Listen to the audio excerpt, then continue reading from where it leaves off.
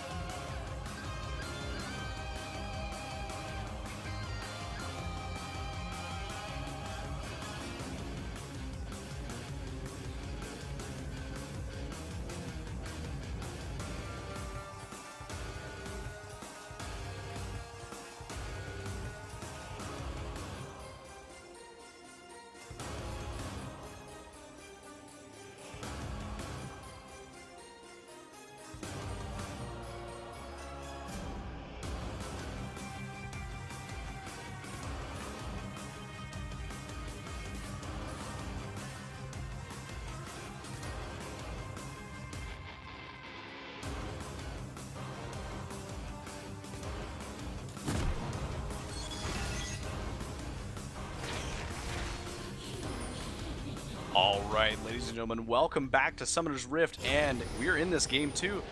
Once again, TDRK versus White Lightning. White Lightning just coming off of a fantastic win, crushing the game, ending it in a mere 26 minutes, and getting pretty much a similar team comp to what they had. Lots of CC, lots of damage. Once again, Christina on this Lucian, not really getting banned out from him, as was mentioned in Champ Select. And TDRK just getting a kind of team comp that doesn't seem to mesh all that well. Trying to win lanes, not trying to win fights. I am once again Declabase on color. Joining me today is Captain Flowers on play-by-play. And what do you think? Do you even stand a chance they're going in for an early invade? It's a very strange early invade path as well. We saw the entirety of TDRK run up the top lane as 5, run into the enemy jungle. They're going to be able to find some deep wards, but now these guys are juxtaposed on the wrong sides of the map, and they may just potentially run into each other as White Lightning heads back into their own half of this map. It's going to be Wilson Jones, the first guy to see them, but he's going to see all 5, and now these guys are regrouping. They did see him go in there. The Spiderling's going to be able to check it, and now we have the dance around this little red buff rock thing shaped like a horseshoe that both teams are going to be kiting themselves around and trying to get away from that. As White Lightning decides the fight's not worth it, they're potentially just going to give away the red buff and let themselves go to their lanes.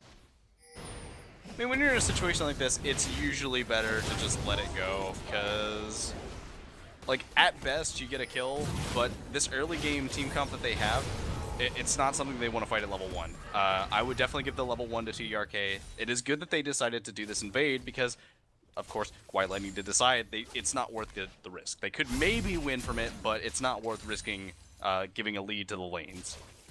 And you've got to respect White Lightning's ability to not only make plays, but to make sound decisions in when they don't need to be trying to make plays. These guys win games not just because they get ahead, but because they prevent themselves from doing anything stupid to fall behind. Looks like we're going to see TDRK going for a top lane tower rush. 4 men top for TDRK, going to use Lunas to the best of their ability to get some damage onto that turret nice and early, push it down, and go for the objectives game. And unfortunately, that does mean that they will need to give up their red buff, so they will try and get this tower down as quickly as they can. This is a team comp that can do it. With the red buff damage and with the Tristana, they can burn it down relatively quickly. Whether or not they go for the next tower remains to be seen. They have the potential to do it because there's no response yet. And what we will then see is both teams trading 2 towers. This is the same thing you saw earlier this year in the Grand Final Summer Split between Origin and Fnatic over in the EU LCS Finals. They just ended up going top and bottom. Everybody just sent 4 men on opposite sides of the map and took those early objectives. But like you just mentioned, it's not going to be that quick of a day for TDRK. They're looking to go even further, looking to take turret number 2, demanding an answer from White Lightning. Corrupt Hope eating a whole lot of damage from Strathghost. He's able to find that enchanted Mantrid Q, gets plenty of damage down, not quite enough to actually end the health bar of Orianna. Blue turret will drop in the bottom half of the map, but now this T2 top lane is about to fall itself. They're running out of minions though, and at this point, we will see a little bit of a response coming back. They'll just tank a couple of shots, get out safely. There's not much that can be done. iSenpai is gonna be in a little bit of a hard spot. TDRK manages to find 2 turrets in the same lane by the 4-minute mark. Up 1,000 gold just from that early objective take. It was a very, very brave, very unusual strategy, and it paid off. But now they have to translate that into more. They can't just lose all their gas all of a sudden and be like, okay, I guess we're just going to sort of lane now. If they're going to play these early, crazy, aggressive strategies, they need to have a coherent, comprehensive game plan. Corrupt Hope getting snared out once again by Strathghost, but not much you can do with the inner fire if there's minions in the way. Now the rotation comes over. Now it's once again TDRK sieging up outside of a tier 1 turret. The difference is we've got some resistance from White Lightning. They've got 3 different members here, including Simkev, who has the CC to make these dive potential scenarios like Wilson Jones is going for. Able to find the pulverized flash, headbutt, Corrupt Hope over the wall, keeps himself safe for the time being. Zark flashing after the ignite is down, and First Blood actually goes over to Corrupt Hope. He flashes the emote in style, as is his right. The outplay on the Orianna, grabbing First Blood, and the TDRK jungler gets sent to the grave. You might have a gold lead, but you haven't spent it yet, so not really much that you can do in a fight versus a mage when you don't actually do anything yet, and you're getting kited. He does have 2 levels on Zark now. I think it was probably just a 1-level lead, but even then, that was still a really risky fight for him. They tried to tower dive, and I don't think that was a good idea. It was, again, a really risky, really aggressive, really crazy play, but the difference between that really aggressive play and the other really aggressive play of just pushing top, That one actually had micro-level consequences, where there was the ability of one player to outplay the other player. The top play only had macro-level consequences, whether or not White Lightning decided to group and rotate people over there. And when there's micro-level consequences available, you're able to see those crazy single-player mechanic outplays shine, and that's exactly what Corrupt Hope did. He knew he had the Ignite, he knew he was able to find the auto-attack and grab the fadeaway. He keeps himself alive and finds the kill, and now Wilson Jones mid lane once again able to find the headbutt, able to find the pulverize, and Zark's here to follow it up. He's out for revenge, and Strathghost grabs the kill credit for that one. Zark going to take a little bit of damage from Chix's LP, but I don't really think there's much he can do besides harass Zark at this point. My Senpai is going to take a lot of damage from Lunas here, but not really much with his shield passive.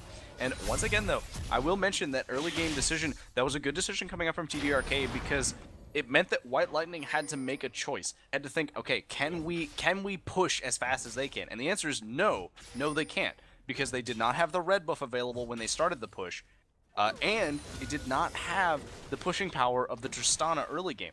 So they had to decide when and who to send top. Not much happened. They traded 2 towers for 1 tower, which sucks. They did manage to get themselves a kill, but once again, they're still a little bit under 1,000 gold behind now. It's only 800 gold because of the CS leads that we are seeing coming out, but the CS leads aren't really that big. I really like the fact that TDRK lost game 1 as hard as they did and then decided for game number 2, look, we're going to come back and completely throw a curveball at him. We're not even going to remotely try the same strategy because we want to make sure that we're not playing into the same hand we played into last time. Yes, they gave away 3 of the same picks to their opponents, but they're playing around those picks so very differently, at least this far into the game. I think probably the best decision they made here was that they gave Kuristina his Lucian once again, but they put Lunas in a position where Lunas doesn't have to play against it. So there's no lane for Kuristina to win. We talked about at the very beginning of game 1, before we ever really even got into the picking stage, this is where the crazy pocket strategies come out. You are no longer looking to hide any aces up your sleeve.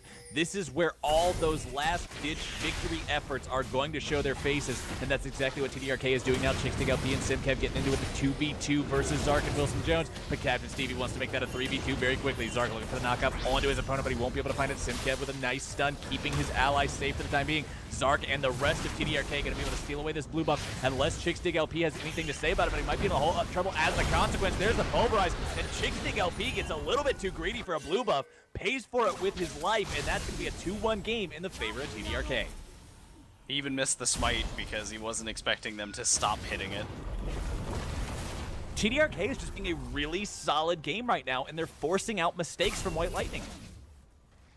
One thing to keep in mind, though, is that White Lightning has been known to do this every once in a while. They will kind of lose the early game. The early game tends to be, objectively, their weakest in terms of how good they are because they're really good as a group at team fighting.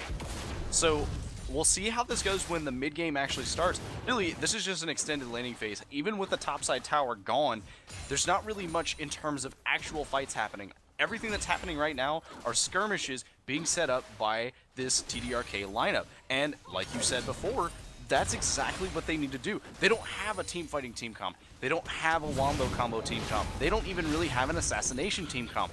They want to catch one person with a few people at a time and try and just slowly wear their opponents down and get a far enough ahead lead that they can just split around and do whatever they want. And that is literally their only win condition. If these guys stop putting that pedal to the floor, if they start to lose that momentum, lose that tempo, if they start to allow White Lightning to play White Lightning's game where they group up as 5 and force these full-blown team fights, it's not going to matter that there's a slight gold lead in the favor of TDRK because White Lightning is just going to run away with the game anyway. Their team comp is engineered to do it. Right now, TDRK is playing their own game, but if that changes in the future, they're going to need a miracle to bring it back because once White Lightning gets ahead with this comp difference, they're not going to fall back behind. I mean, if you look at it, even though they do have a kill, they have a tower lead, they have the dragon, they don't have that big of a lead.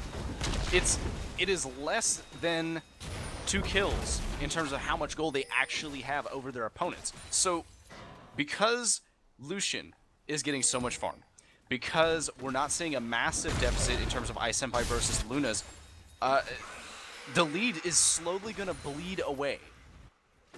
Corrupt Hope might be in trouble once again. Wilson Jones going to be able to find the flash, finds the pole right there. The headbutt, Strathghost takes him down. It's actually Zark getting the credit for that one. Corrupt Hope tries to deploy the shockwave to keep himself alive, buy some time, but he's already burnt the flash, and he's burnt up in the gank effort coming out from the three guys on the side of TDRK. They're paying a lot of attention to him. They not only banned away the champion he was on last game, but they're putting a lot of gank pressure, a lot of resources into this mid lane to make sure not only that Corrupt Hope stays behind, but that Strathghost is coming out ahead once the mid game rolls around. One thing I do like that they're doing a little bit more this time is they're not giving all the kills to Zark. They're actually allowing the laners to get some kills. Granted, one of those kills did go to Wilson Jones. Simkev getting caught out here. Simkev going to be rooted down. Zark and Strathghost able to find plenty of damage. The flash away will keep Leona alive to see the sun rise another morning, but she's going to have to be careful because now without that flash, you don't have the extra engage potential, the extra potential to engage and then escape afterwards. Wilson Jones will be able to find the pulverize into the headbutt onto Ice Senpai. He's just a support, straight up manhandling the enemy top laner at this point. The ignite is dropped. Zark is here as well. They're looking to make something happen with this. Luna's going to be able to strap that explosive charge down. The flash away from Senpai keeps him alive for the time being. He'll walk away, but every single time we're seeing these flashes used on the side of White Lightning this game, they're being used defensively. TDRK is still making this game their own, and they're doing it wonderfully. They are managing to get this tower for themselves, but if you notice in the top lane, they did manage to get a return tower inside of White Lightning, and whether or not they're actually going to be able to do anything with that remains to be seen. They've gotten 2 towers down, but the mid tower is still up, and it hasn't really even been hit very much. Maybe 1 or 2 auto attacks, maybe a minion shot, but overall, because a lot of the focus has been this TDRK team comp rotating around a lot as a clump, it's been coming mid lane and making Corrupt Host's life a living nightmare. There's not much that he can do to stop it.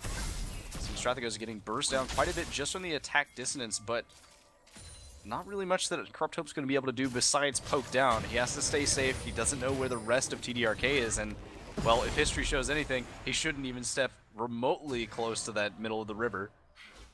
Even though Corrupt Hope has had a lot of attention paid to in this game, you've got to give him the proper respect because he's still got a farm lead over Strathghost.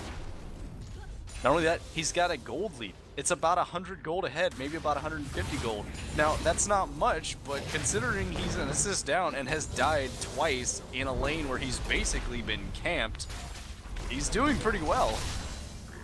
Both of these mid laners also going for that Speed Ghost Rush as item number 1. The utility that brings to the team going to help both sides to disengage, engage, do whatever they need to do. Wilson Jones once again looking for Corrupt Hope, going to be able to find the headbutt, but the pulverize will not connect immediately afterwards. Simkev nearby to try to peel them away. Strathghost finds quite a lot of damage on the Chixdig LP, and Zark looks to tear that one up immediately, but Strathghost brought down by Kuristina as Chix flashes away, keeps himself alive, and this fight goes the way of White Lightning, 1-0.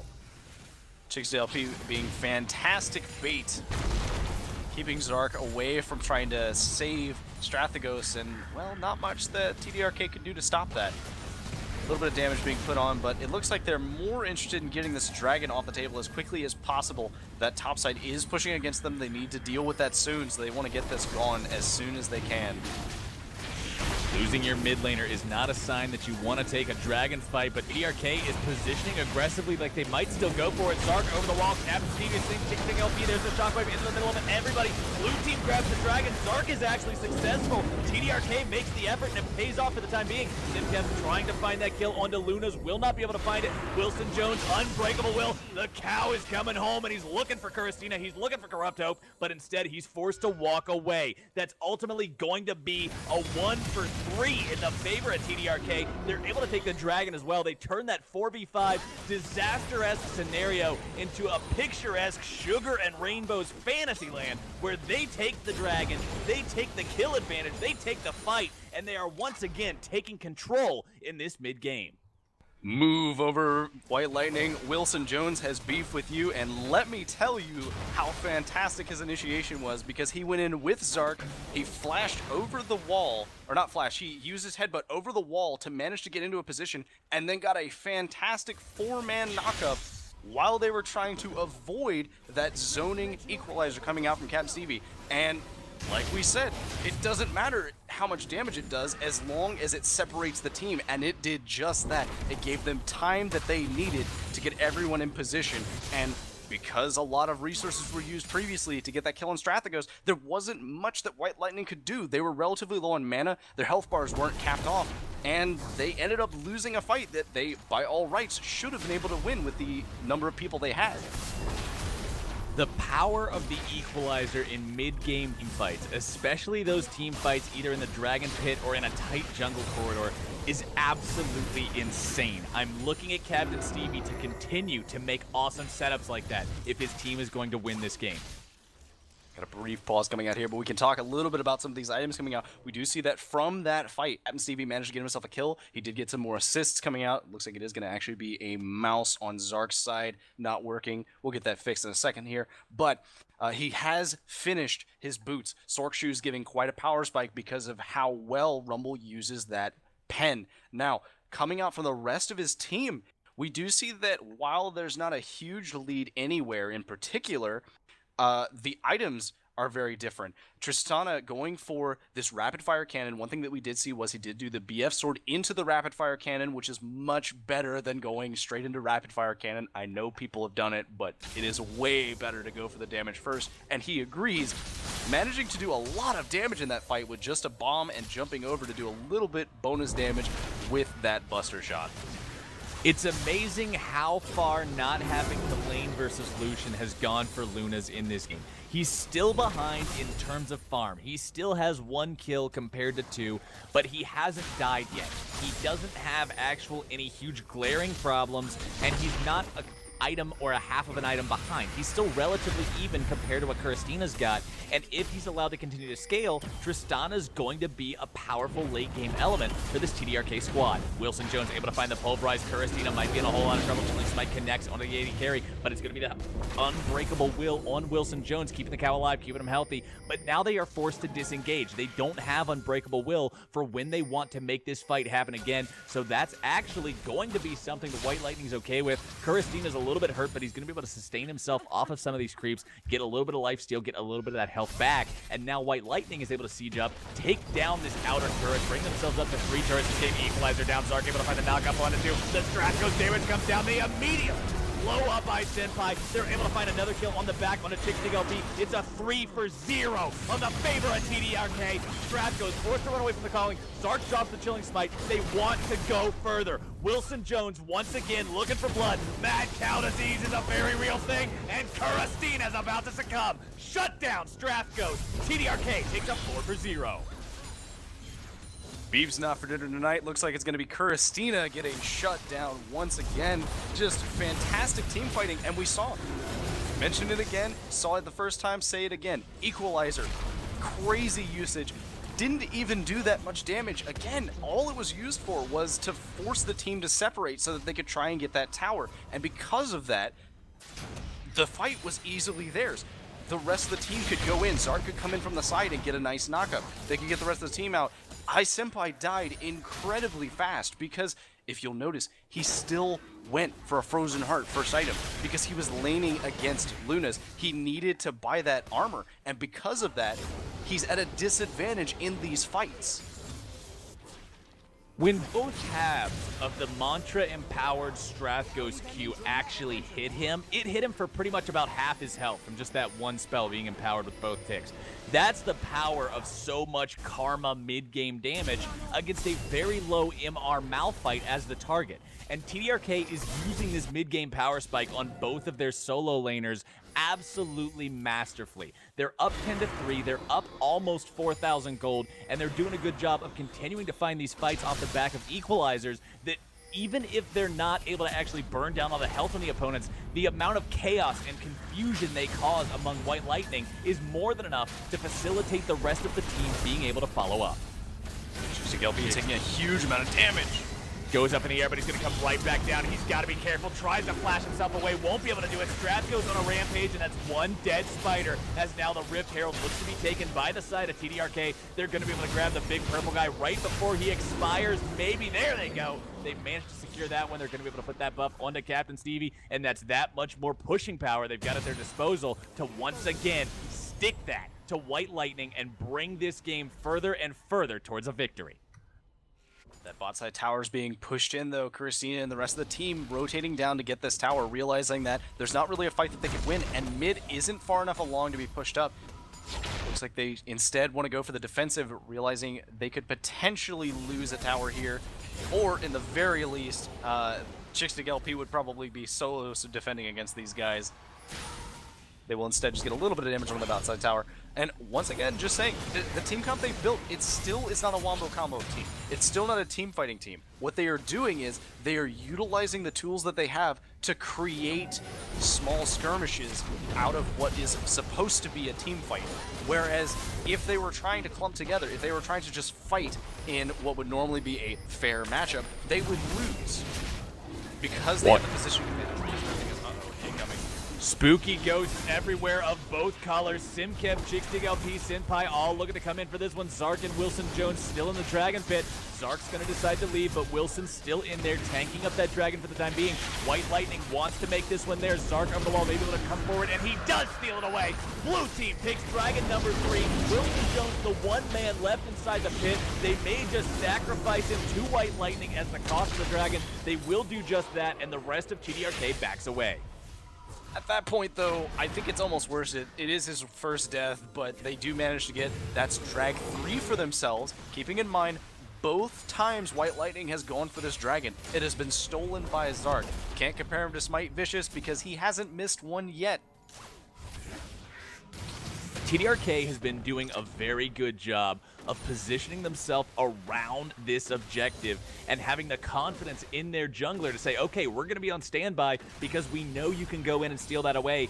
And it's only that much more tilting for Chixdig LP and the rest of White Lightning to know that they're starting these objectives, that they have the positioning on the objectives, and then they're losing out on them anyway. That's got to be a debilitating thing to feel, but they're still not out of the game yet. The lead is only 3,500, and while that sounds like a lot, in reality, all it takes is one misstep. All it takes is one bad ultimate from Captain Stevie or one bad engage from Strathagos, and there's not really much that they can do to stop the rest of White Lightning from just rolling over them. White Lightning has a team comp where if they manage to get the engage that they want, they win. They have iSenpai on Malphite. They have Corrupt Hope sitting on this Orianna, who still hasn't been able to get a command shockwave on more than 2 or 3 people at a time. The Orianna and Malphite Wombo combo just has not happened yet this game. Sinpai and Corrupt Hope, the 2 solo lanes on the side of White Lightning that were doing so well for themselves last game, are just not showing up again this time. The power of TDRK's early game, the rotations, the macro level play that they were able to accomplish means that White Lightning wasn't able to have that safe early game where they just farm up, transition into mid game, and start team fighting because TDRK is still playing TDRK's game. If White Lightning is able to find one good fight where they bring things back in their control and are able to take even fights in open ground, the story might change quickly. But for the time being, it's still the TDRK show, and they're looking for Baron. It looks like White Lightning only just realized that the Baron was being done. They're rotating over, but it looks like there's going to be a cow to stop them. Wilson Jones playing the zoning game as the rest of TDRK trying to take control of the Baron. Wilson Jones able to find the invasion. Captain Stevie about to be burned out, though the shutdown comes down. Sinpai's able to find the knockoff onto 3. This is the fight White Lightning might just need. Sinpai taking a lot of damage, but he's a tank. That's what he does, the shutdown on this Strathagos. Comes out for Kuristina. Beef is finally on the menu. That's going to be a double kill for Kuristina. A 3-0 in the favor of White Lightning off the back of a botched Baron call from TDRK. I think that was almost a little bit of a risky Baron call. If they wanted to do that, they needed to have Wilson Jones trying a little bit harder to force that out. We are going to see the teleport coming up from iSenpai. It looks like what they're going to want to do is they're just going to want to try and force maybe a tower or 2 out of this. They have a massive wave coming out on top lane, and if they manage to use this to get that, it's already worked. They've gotten 3 kills for nothing. Didn't even use a flash. I'm sorry, Corrupt Hope used flash to get his ultimate in range, but besides that, they blew a whole lot on TDRK's side.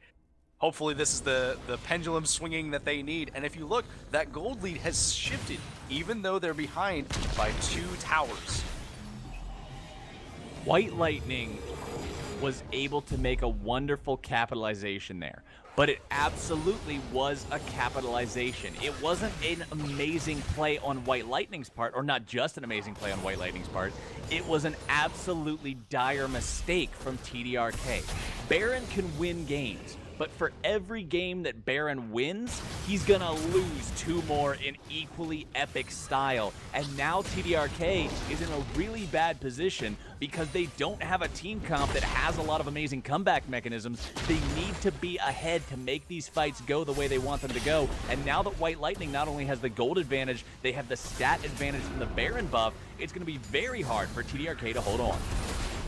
I'll say it's a little bit weird though, if you look at Chixig LP, hasn't actually built an EMR yet. He opted to get that Randuin's Omen first, and I'm not sure I even agree with that, because if you look, the only people that are really strong right now are people that do magic damage. It's Rumble, it's Karma, it's people that will poke you down and kill you if you're not careful. So he's kind of getting punished for that. He keeps taking half his health and damage if they try and poke him. The power of Strathghost can't be underestimated. Kuristina able to find plenty of damage of his own onto Captain Stevie. The culling is down. Simkev wants to collapse into this one. Zenith Blade will find its way to the target. The Ignite is dropped, and the Rumble's in a whole lot of trouble. They're going to trade Simkev for Captain Stevie, but that's perfectly fine for White Lightning. They no longer have to worry about that equalizer destroying their teamfight efforts. And Simkev able to find the wombo combo. Lunas is immediately evaporated. Zark will follow him into the abyss, and that's a 3-for-1 in the favor of White Lightning. Now it's going to possibly be an inhibitor off the back of it. Strathghost taken incredibly low. He has 200 HP still to work with. He's the wave clear though, but he doesn't have the clear to deal with this right now. Kuristina dashes forward. He's able to find 2 shots. He's able to find the burn that takes down the last little bit of Strathghost's health. Now, Wilson Jones, unbreakable willed up, but he's not able to do anything without the rest of his team. And White Lightning, behind the entire game until about 4 minutes ago, has now taken inhibitor number 1 just 4 minutes slower than they did in game number 1. Can't stop the Rock, finally managing to get that fantastic ultimate down. He got it on 2 people he really wanted to catch. He caught out Lunas, and because of that, Lunas got finally shut down. The only person who has survived the fights that have happened so far, getting killed anyway. Doesn't matter if you survived, if you suddenly get hit in the face by a giant rock. But it's okay. White Lightning managing to get a little bit out of this. They will push that top side out. They did get an inhibitor, and that means that that Baron that was lost because of the bad Baron call is even more of a penalty. White Lightning is once again in absolute and total control, but now their greatest test yet comes out. Can they secure a dragon without having it stolen away by Zark once again? TDRK looking to collapse, looking to secure this one. Chixig LP knocked up into the air. Captain Stevie looking to collapse on and make that pickup a reality so that they don't have to worry about actually contesting the dragon. Blue team takes it away. Zark able to find another secure for himself. And now the solar flare lands. Captain Stevie and Strat goes to the back. Able to find some damage. A beautiful equalizer onto 3, but Zark now the one very low. A nice shockwave onto 2. They're going to be able to pick up with the top laner and the jungler on the side of TDRK, and now White Lightning is in hot pursuit. Strathghost is low. He's got Karma's natural kiting ability, but here comes Ice Senpai. He'll have the seismic shard, and Strathghost just wants to try to suicide this one into a 1v1 now to take down Kuristina. The Ignite is used, but it's ultimately just a summoner spell thrown under the bus, as Kuristina and the rest of White Lightning are all still intact, and they're looking to rotate mid lane. They've already got the creep wave. They're going to try to make this a 2-inhib game. That was almost a fight that we saw go back towards the favor of TDRK, but unfortunately, it doesn't matter how pretty your equalizer is if the rest of your team can't capitalize on it. And at that point, the rest of his team was rotating away from that fight. They didn't want to fight there, even though Corrupt Hope was forced over the wall. He didn't even have to use his flash, but he was able to get a fantastic over the wall, mind you, shockwave onto 2 people. And because of that, the rest of his team could just collapse on them and kill both Zark and Captain Stevie. TDRK had such a strong opening in this game. They were ahead in terms of both momentum and gold. They were making the plays, they were making the setups, they were carving up the team fights just right using those equalizers. And then one mistake, one single solitary fudge at Baron has led into White Lightning once again, just choking the life out of them. as we transition further and further into the game, almost 30 minutes in now. Baron will be live for the second time in about 90 seconds. It was a disaster for TDRK last time. It's what turned the tides in this entire match. And now White Lightning is going to have control over the entire momentum of the game going towards that pit. They've got so many wards up in TDRK's jungle. TDRK is going to have to make sure they don't give this away. At this point, TDRK is really just hoping to delay long enough to manage to get that 5th dragon. That will be a massive increase in their actual gold value, despite the fact that it won't show it because of that Dragon Slayer buff getting increased. They will need to be careful here because, once again, iSenpai does have that unstoppable force. The Shockwave is up and they can dive the tower. If Senpai sees a window, he sees his opportunity to find that Wombo combo onto either Strathghost or Lunas, especially if Captain Stevie is right beside them. He's going to go for it, and when he does, the power of White Lightning's team fight is going to crash into TDRK like an absolute tidal wave. TDRK has to make sure they stagger themselves out enough to not be Wombo comboed in that, to not be caught up in it, because if they are, it could be a game-ending play. Looks like White Lightning is going to make the call here. They backspend whatever gold they had, and they are on their way directly to Baron. It's going to be spawning in about 10 seconds here, and not much coming out from TDRK. We do see that Captain Stevie is currently on duty, keeping bot side from pushing in. Luna's having to jump away from a potential fight.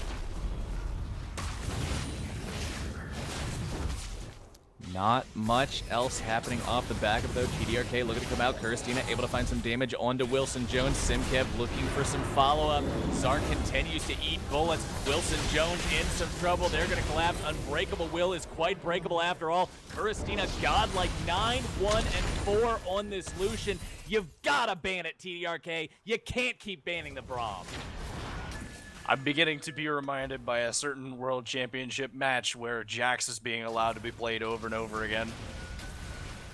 There's some things about the draft that you just don't understand sometimes. I understand respecting the Braum play of Simkev, but when Kurstina is doing this every single game on Lucian, not just in this series, but in every other series we've seen White Lightning play, you've got to respect it, you've got to address it, or at least you've got to pick something that can beat it, because the Tristana pick is just not doing what it needs to do. They're forced to play this very different style just to keep him away from Lucian in the early game, and now, even though he's 2, 1, and 5, Lucian's 9, 1, and 4. Kurstina, once again, the player to watch.